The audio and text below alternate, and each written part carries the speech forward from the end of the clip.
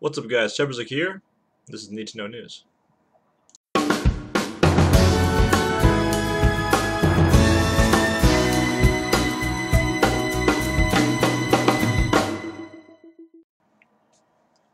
For all you Halo fans out there, we are getting a bunch of new stuff in 343 Industries. First thing that they're doing is, if you guys didn't remember when Halo 5 Guardians first came out last month, we had a little bit of an issue with the sensitivity, the X and Y axis, moving right and left and up and down. We had a little bit issue with the synchronicity of them, one being slower than the other, one being faster than the other. I believe moving right and left with the right thumbstick was a little bit faster than looking up and down. But either way, it was frustrating. People had to move up their sensitivities and switch things up, including myself. For instance, since Halo 3, I've been playing on 4 sensitivity bumper jumper, and I had to go all the way up to 6 sensitivity because it was just way too slow with people coming up from behind me, assassinating me, or getting a melee before I can even see them. It was a little bit of an issue. But we are getting a fix for this. 3D Industries is now putting in a couple new settings that you can go into when you are turning up or turning down your look sensitivity. We are getting a look inversion where I'm not too sure how far you can turn it up. It does show 11 on the picture, but it is going to make it so you can, just adjust how quickly your reticule is going to accelerate when you press the stick in to the full distance. Um, and this was increased since the Halo 5 Guardians beta to allow players to make larger aim corrections and make it quicker and stuff like that. You can also go down to 2 or 1 since the default is 3. So two other things that we're getting is we're getting a inner dead zone and a outer dead zone setting. The inner dead zone, which refers to how much drift your thumbstick has. For example, if you guys have experience with using your controller and then you put it down, you're going to go to the bathroom, get something to eat, and you come back and your guy is moving. Your joystick is not at rest because you've overused your joystick, overused your controller. You've probably been using it for a while, and if you guys have ever noticed, whether it be the right joystick or left joystick, you won't be touching the controller and your guy will be moving. That's what the drift is. And for whatever reason, 3 has put it in the game where you can make your guy drift or whatever. If your controller has no issues, you should be able to set the dead zone to 0% and your aim will not drift when you are not touching the thumbstick. But they're going to let you mess with it and stuff like that. The outer dead zone is probably the most important thing for me, at least, being a competitive gamer. And it refers to when your controller does not recognize that you are fully pressing the thumbsticks, resulting in slow turn in your aiming. So increasing the percent of the outer dead zones essentially is creating trigger stops for your thumbstick. And then to test if you need to increase your dead zones, you just start from 0% and slowly increase until you no longer experience any slow turn in your aiming. If you guys don't remember, on the Xbox 360 we had an application that was free to download, which was called the Controller Doctor, and it tested everything. It tested your triggers, your D-pad, your joysticks, your buttons, everything.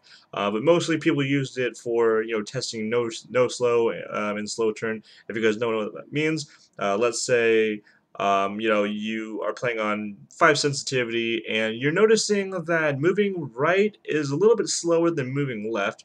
That's because that part of the joystick didn't get sanded down correctly when Microsoft was making the controller, and that's why a lot of people have had to open up their controllers, void the warranty, unfortunately, and go in and actually sand it down on that side to make it balance around the whole entire socket of the joystick.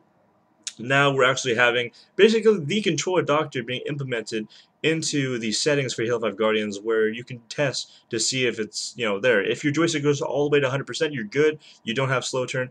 But if it's I'd say if it's 95%, you will notice a difference. If it's like 96 to 100%, you shouldn't notice a really big difference. When I was using my controllers, most of them were at 92, between 88% and 92%, and that really made a big difference. That's when a lot of people started buying their controllers from Envy controllers, which I don't think are in business anymore. I'm not too sure. Usually people are just buying their controllers from scuffgaming.com. And I'm not sure if Scuff makes their controllers no slow or not, but I know Envy controllers prided themselves on making their controllers no slow, and that's what people did. They went to go buy their controllers from them instead of from directly Microsoft, because this third-party Envy controllers really, tried to make it so the controller would be 100% no slow. And it may not seem like a big deal for a lot of you people. that your joystick is a little bit slower than the other. But for competitive gamers, professional video game players, for Call of Duty, Halo, any FPS or third-person shooter game, but that's competitive. And these professional players, it makes a big difference. It really does. So that's what's going to be adding to the settings. Into Halo 5 Guardians, it really is just it really is just for competitive gamers. So if you're not a competitive gamer, you don't go to tournaments, you don't try to compete, then I wouldn't really worry about it. But new settings to mess around in. Also, we are getting a 1v1 tournament that is going to be being brought to you by TeamBeyond.net and 812 Hertz Gum.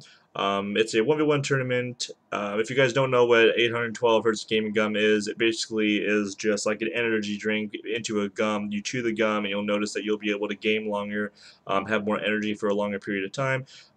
Their Twitter and their Facebook will be in this link in the description down below if you want to check them out. So when is the tournament? The tournament is going to be from 5:30 p.m. to 11:30 p.m. Eastern Standard Time on Thursday, December 17th, which is just in a couple of days. So how do you enter? You have to register on the Beyond Entertainment forums, and then you will need to sign up your team in the thread. Like I said, all this will be down with this link in the description below. The prize pool is as follows: first place is 150 bucks, second place 75 bucks, third place 25 bucks. 48 weeks to arrive with your money after the tournament has concluded. Settings will just be Halo 5 Guardians default arena team Slayer. All maps and settings cannot be edited except the score to win must be set to 15 and the radar must be turned off for a more competitive feel. Score to win is found under the Slayer section, and then the radar options are found under the player trait section. The maps for the regular series best of 3 is Empire, Truth, and Fathom. The grand finals best of 5 maps are going to be Empire, Truth, Fathom, Regret, and the Rig. Bracket information is it's going to be a single elimination best of 3 in the regular series, best of 5 for grand finals, 128 team limit, 128 people, and then it's obviously going to be an Xbox Live. The tournament is open to everyone in the United States, Canada, and Europe. You have to be available on December 17th to play your matches. You must have a Beyond Entertainment Forum account to compete. There is no check-in thread, so if you sign up, you're good to go. But if you're not available like 30 minutes before, just like today, they're having a 4v4 tournament. Sashi Source, who is the CEO of Beyond Entertainment, said that if you're not available 30 minutes before, then they will disqualify you just to make it easier for them to go through the bracket and everything. Because the only way to confirm your matches is to go into the thread and say, "Hey, I won. This is the score." They don't really have something like game battles where you just fill out a little thing, hit submit, and then it's good to go. They don't really have like an automated system like that. And then the rules, there's a link for the rules. It's basically the same rules as game battles and stuff like that. And if you're found cheating, you'll be permanently banned from the website. Moving on to the last bit of Halo 5 news. This just came in, actually. Social playlists are going to be coming for Halo 5 Guardians. We're getting 2 new ones. One has already been talked about, which is Big Team Battle. Actually, yesterday, for 15 minutes, Big Team Battle became social, but they turned it back into a ranked playlist. Not too sure what that was about. But this new social playlist that we're getting besides Big Team Battle is going to be just a holiday playlist. They haven't really announced it because it got leaked on the API and people could see it under the playlist section of the API. It says kick back, relax, and play a mix of non-ranked modes including Slayer, Snipers, and more. Happy holidays. This is going to be replacing the weekend playlist for the whole entire month of December since the holidays are here, probably going into the middle of January. And then in the middle of January, the polls on HaloWaypoint.com will probably come back up, and you'll be able to vote for your, playlist that you want in the weekend. It's not confirmed yet if this holiday playlist is going to be double experience like the other ones for the whole entire month. But since this Cartographer's Gift DLC is coming within the end of this week, going into next week, something like that. More information is going to be popping up within the next day or two. So be on the lookout for that. Moving into Destiny news, probably not something a lot of people are excited about. A lot of people that play Destiny are grinders. This is a grinding game. You have to be dedicated. You have to, want to play a good amount of hours. But including myself, this really frustrates me since I spent so much time not buying stuff and not cheating the system to get to where my characters are now, having 2 level 40s and stuff, being close to the maxed out light level.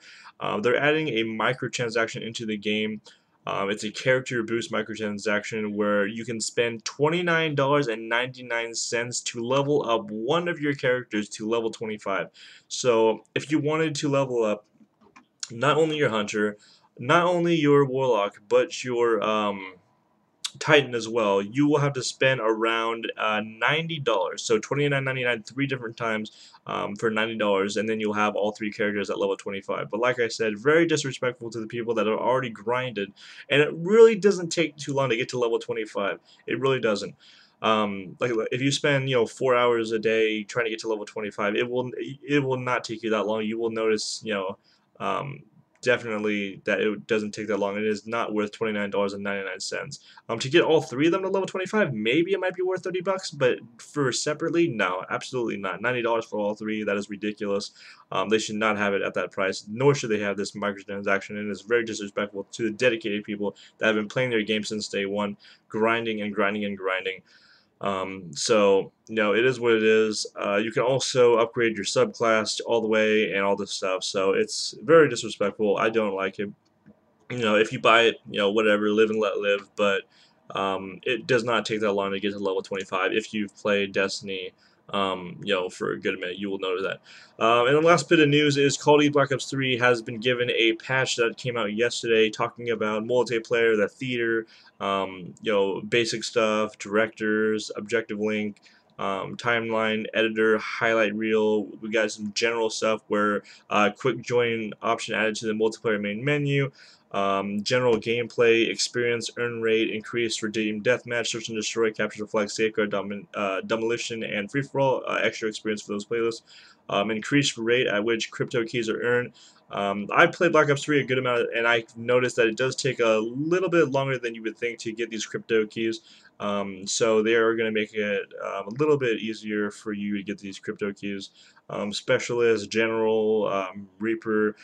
They're adding stuff for creative class, general, submachine guns for the Kuda, Weevil, Razorback, the Vesper, the VMP, assault rifles, the KN-44, the VK-30, the ICR-1, and Man of War XR-2, M8A7. All the shotguns, all light machine guns, pistols, special attachments, quick equipment, perks, score streaks. Just in general, the HCXD, the UAV, counter UAV, just all of them. They're making the mothership harder to kill. We're getting some edits to the maps: Hunted, Aquarium, Combine, Nuketown, and Evac. Stuff for Arena for the competitive players, for the Codcaster for when the commentators are, booting it up for tournaments, for challenges. My showcase. They're updating zombies, the Dr. Mounty's factory. Just general stuff, Shadows of Evil, the Giant, adding stuff to campaign, addressing split screen issues, and then for Nightmares, they're going to be unlocked for all players by default and will be selectable from the main menu. And then address split screen issues and general bugs also. So a huge update for Call of Duty Black Ops 3 that came out yesterday. So you definitely are going to want to look through this.